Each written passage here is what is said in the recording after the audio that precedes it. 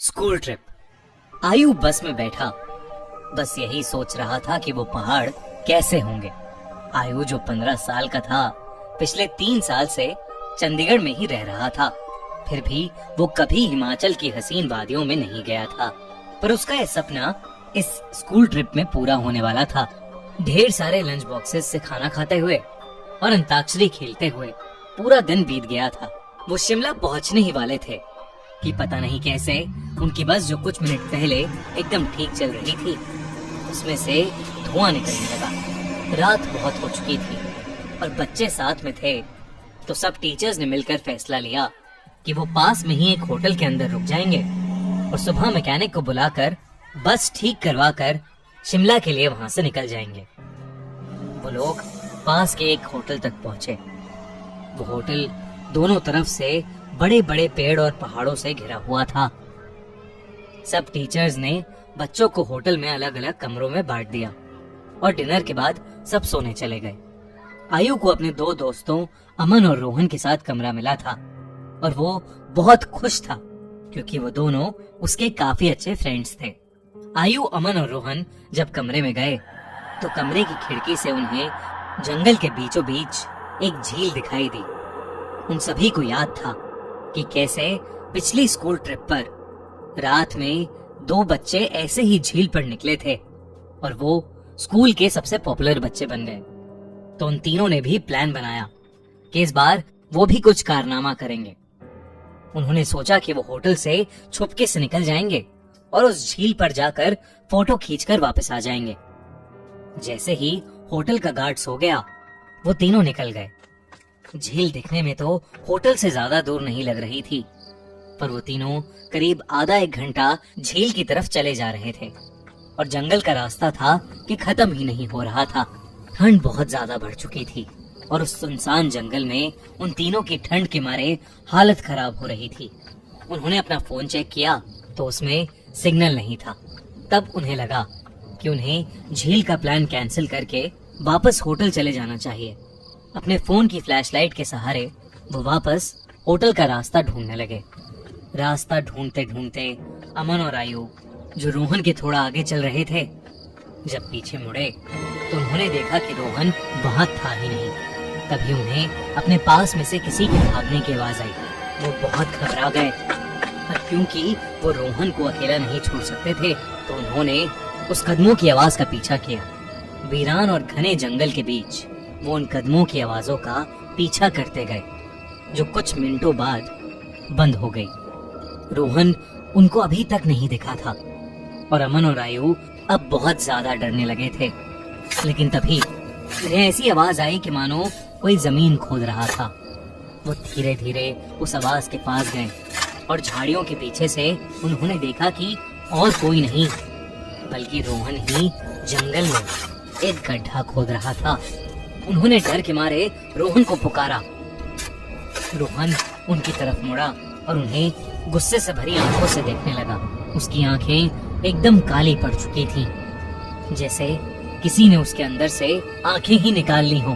अमन रोहन के पास गया और उसने रोहन के कंधे पर हाथ रख के उससे पूछा कि उसे क्या हुआ है। लेकिन रोहन के कंधे पर हाथ रखते ही रोहन अमन के ऊपर चिल्ला उठा और रोहन ने उसे एक बहुत तेज धक्का दिया। अमन काफी दूर जाकर गिरा।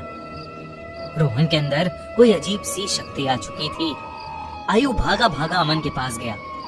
रोहन अब आयु की तरफ आगे बढ़ने लगा, पर जैसे ही वो आयु के पास आया, रोहन को अजीब से दौरे पड़ने लगे और वो बेहोश हो गया। आयु उसको होश में लाने की कोशिश करने लगा और जैसे ही रोहन होश में आया, उसने अमन की तरफ देखा और जोर जोर से चिल्लाते हुए कहने लगा, वो अमन के अंदर है। तभी आयु ने देखा तो अमन सर झुकाए नीचे बैठा था। उसने अचानक से अपना सर उठाया और उसकी आंखें भी बिल्कुल काली पड़ी थीं। इससे पहले आयु और रोहन कुछ कर पाते, अमन जो कुछ देर पहले तक चोटिल था, वो उठकर जंगल के अंदर भागने लगा।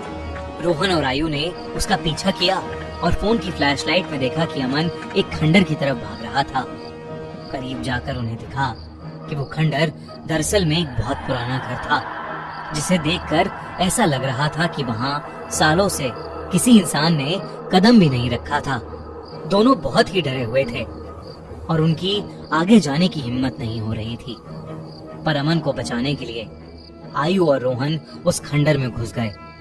ऊपर के एक फ्लोर से उन्हें एक आवाज आ रही थी। वो उस आवाज के पास पहुंचे तो जो उन्होंने देखा उस पर उन्हें विश्वास ही नहीं हुआ।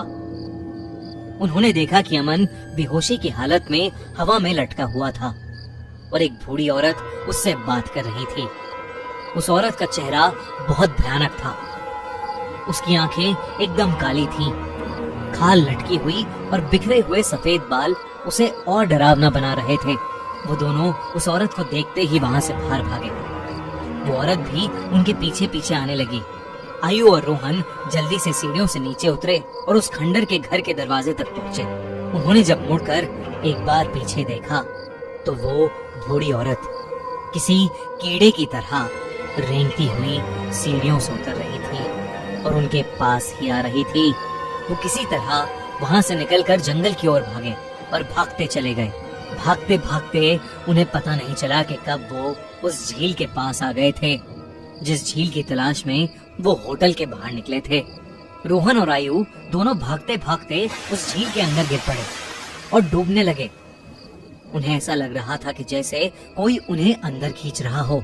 आयु किसी तरह झील से बाहर आ गया, पर उसकी आंखों के सामने रोहन झील में डूब गया और वो कुछ भी नहीं कर सका। आयु ये सब देखकर इतना घबरा गया कि उसे चक्कर आने लगे और वो वहीं बेहोश होकर गिर पड़ा। आयु की जब सुबह आंख खुली तो वो उसी होटल के कमरे में था। वो भागकर बाहर गया। बाहर पुलिस की बहुत सी टीम्स थीं और जमीन पर सफेद चादर में लिपटी हुई रोहन और अमन की लाश पड़ी थी। पुलिस ने तो इसे मर्डर घोषित कर दिया था, पर आसपास के रहने वालों ने बताया कि कई साल पहले उस जंगल में एक बूढ़ी औरत रहती थी। वहां उसका एक घर था। सभी से अलग वो औरत चैन से रहती थी। पर एक रोज उसके घर को कब्जाने के लिए पास के गांव के कुछ लोगों ने उसके साथ बदसलूकी की और उसे मारकर उस झील में फेंक दिया। तब से कोई भी इंसान रात में जंगल की ओर या उस झील के पास नहीं जाता।